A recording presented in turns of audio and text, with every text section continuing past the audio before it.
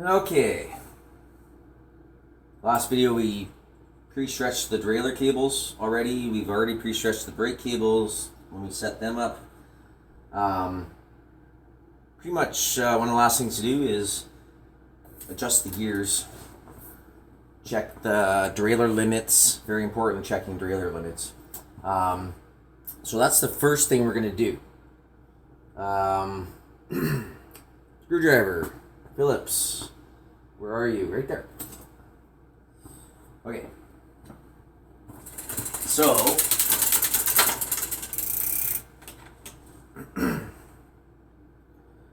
we're just going to start with the rear, get the chain all the way in the bottom.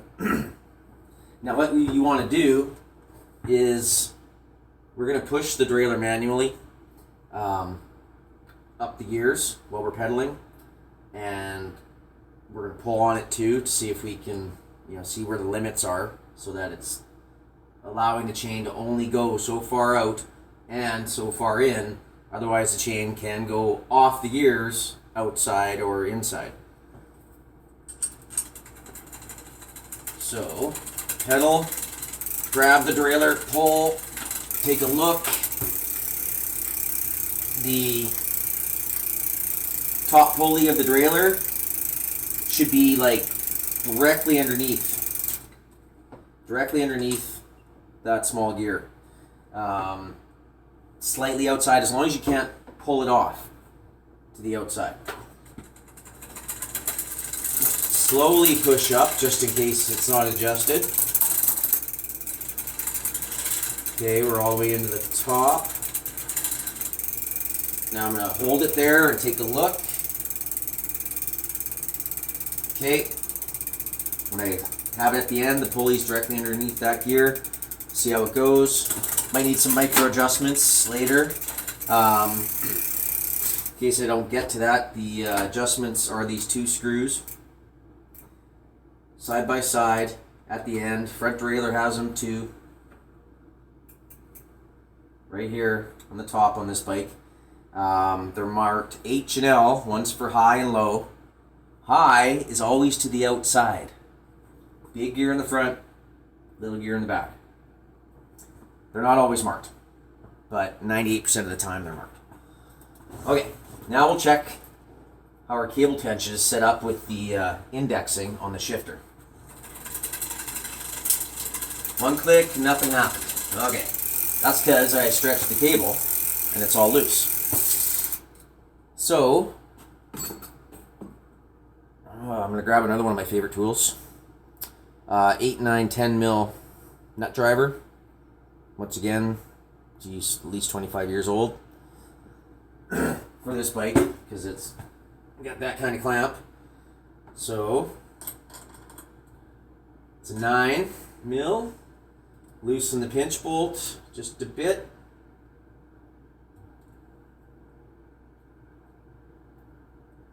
Pull the cable. Try not to pull on the end cap that's crimped on the cable. To protect you from those nasty cable splinters. Because you can pull that off and then you gotta replace it. Whatever. But it doesn't need a whole bunch of tension. I can already see that my rear cable tension adjuster's got some room to loosen the cable just a bit. In case I get this too tight.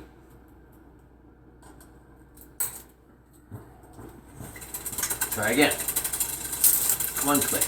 Oh, 2 click. 3, 4. Let me fix that noisy.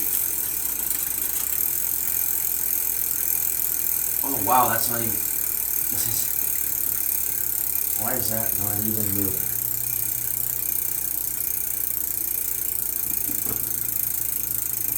Just a second. I can't handle the noise rub on the front. Where's my little smacker? Right here. Not so little. Something was jammed. Probably from stretching the cables. There we go. Okay. Next gear. Now I can hear some noise. It's either too loose or too tight on the cable tension. So I'll take a look, and I can see that it's too tight because the chain is being pushed and rubbing on the next gear just a tad.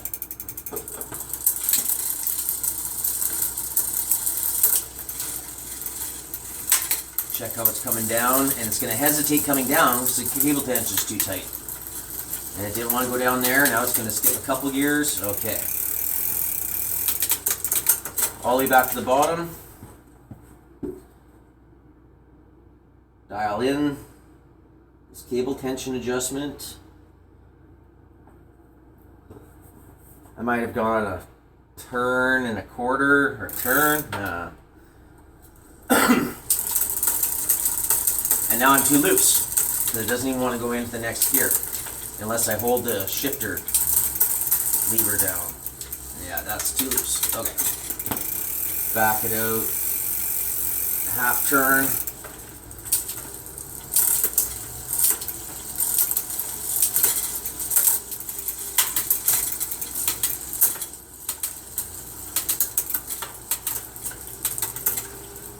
Sweet. Okay, that's really close. Now I'm just gonna get it into a middle-ish gear. Take a look at the derailleur, see where it's at. Okay, I could tell that the cable tension is still slightly tight. We're gonna leave it at that because it's gonna stretch a bit more. And as long as it works during the test ride, then that's fine. And if it doesn't, I've got another barrel adjuster right here. That one's for the front. The rear one doesn't have one, so I'll just have to do a micro adjustment later to dial it right in. But I'm pretty confident we're good to go. Front derailleur. I'm just going to get the chain up into the big ring up front. Another thing that is rarely adjusted from the manufacturer is the height of the derailleur and the angle of the derailleur. It's usually a bit off. Sometimes it's way off. A lot of bikes come with stickers. If I can get a pokey and get that sticker out of there.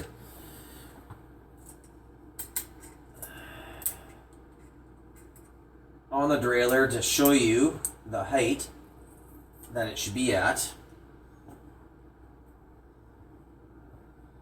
Kidding ass.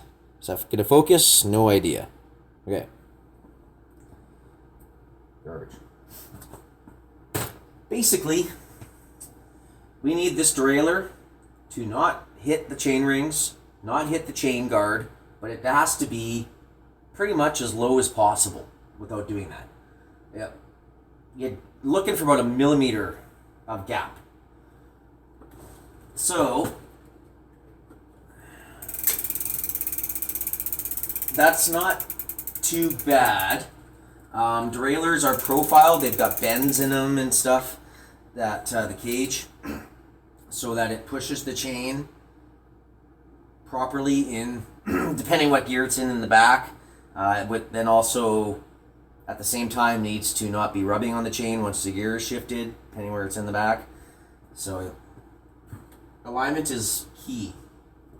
Now we're going to check to make sure that the outside face of the derailleur, some of them do have more curves in them, but generally you can make a straight line from the front to the back. You want to make sure that that is parallel with your chain rings, and that allows for maximum forgiveness on chain rub on your front derailleur when you've entered a gear. And this one actually looks not bad. I'm impressed. I'm not even gonna adjust that yet, unless I have to, but pain. Now, if you do have to adjust it, there's the clamp here. Well, once again, just like the bearings, when you get it set up perfectly and then you tighten it down, it's going to be out.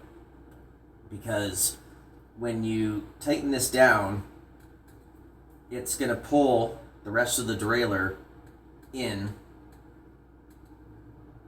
and then your perfect adjustment is no good. So you got to set it so that the tail of the front derailleur is slightly out, slightly different with all derailleurs and stuff like that, but you figure it out. And then when you tighten it down, it pulls it flat. So it usually takes like 2 or 3 adjustments there to get that bang on. Now we're gonna go all the way down to the small gear in the back. We're on the big gear in the front. Push on the shifter. It's not going to push the chain off. You watch your chain. I can see, I'm going to adjust this because it wants to push the chain slightly off, but then the chain comes back. But, you know, that could go out of adjustment. Something can get banged or something like riding. So high is the outside, low is to the inside.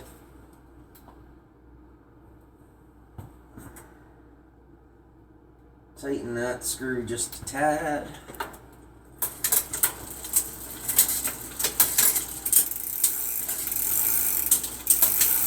I'm going to go a tad more. You can basically go to the point where it doesn't want to go into that gear and then back it off slightly. Or, like now, I've got a bit of chain rub happening on the derailleur, so I'm just going to back it off to get rid of that chain rub.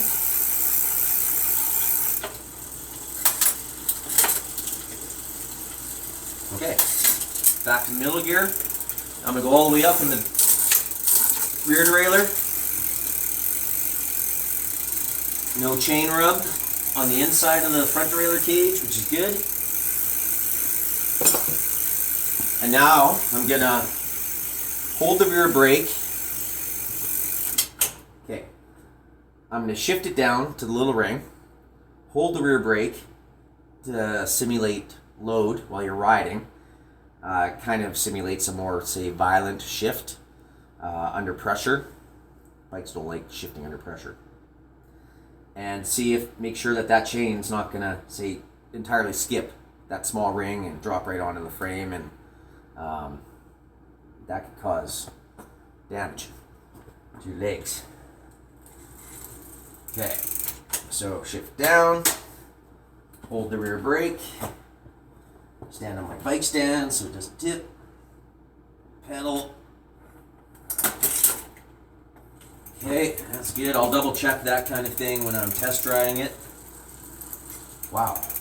Is this the first bike I've ever built that I didn't have to do anything to the front derailleur really? That's amazing.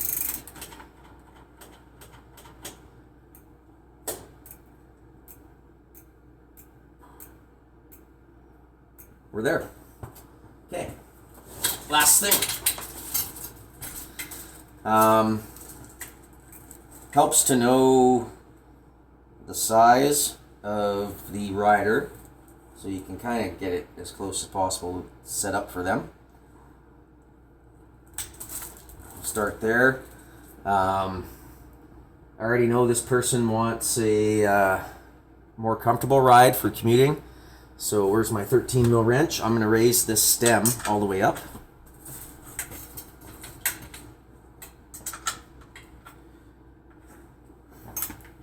And then we'll adjust the headset bearings. Now on the stem, there's always marking. There's hash marks all the way around. It says like minimum insertion. Don't ever go above that. Not a lot of adjustments on this one, but it's better than nothing. Slightly tight, and we'll get it lined up the front wheel.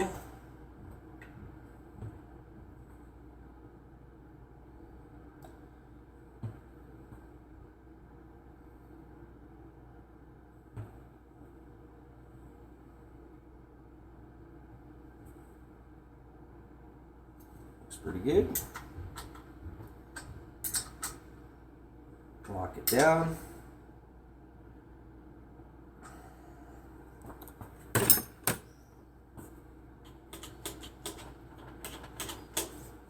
Okay. Now, we still recording? Looks like it. gonna grab the headset wrench again. Now, I'm gonna need channel locks on the bottom, or they're special tools always, right? And then a smaller headset wrench. So that's probably a 32. Where's my other one? Not a 32. It's a 30. Okay. But, see here where we're at. Lift it up. Turn. It's probably a little tight. So, channel locks.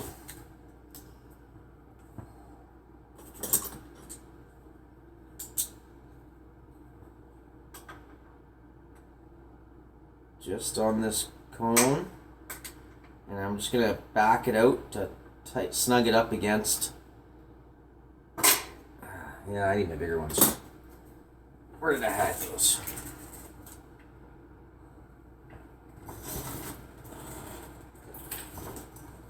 Voila.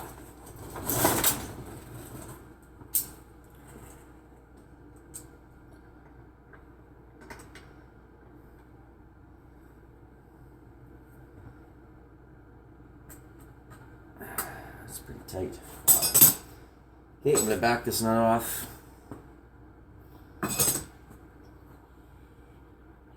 Where I just put that stupid wrench down. Where did I put it?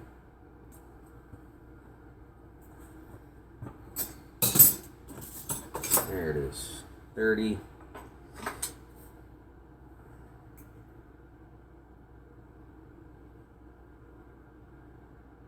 Okay. Once again, it's kind of opposite though on the headset. With this style of headset, you tighten that lock nut down onto the cone ring. It tightens, compresses the bearings more. So here's where you start with slightly loose, and when you lock it down, it's hopefully perfect.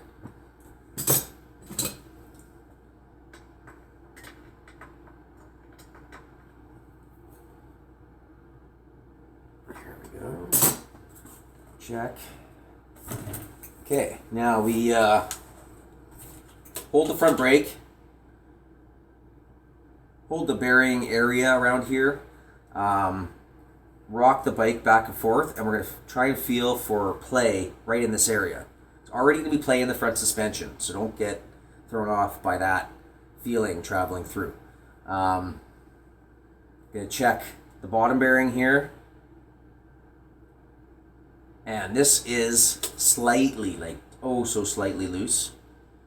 I can just feel a slight movement in the gap there. So I'm going to just lock down that lock nut a bit. There we go. Check. Nice. Check.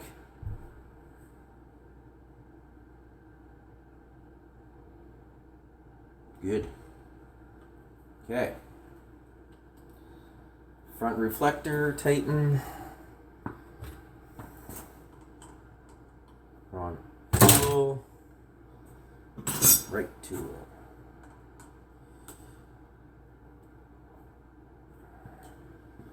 Move this rear reflector, tighten it.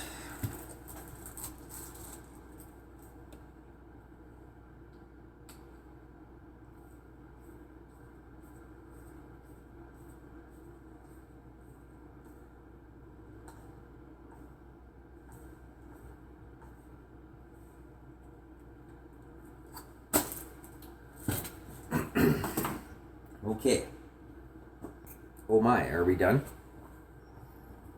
Everything about after this point is rider preference setup. We can adjust the brake levers and shifters for angle of attack. You always want your hand, when you're in your riding position, you're on your seat, you're going. Your arm, if you're to draw a line, through your arm, it should go directly through the handlebar, directly to the brake levers.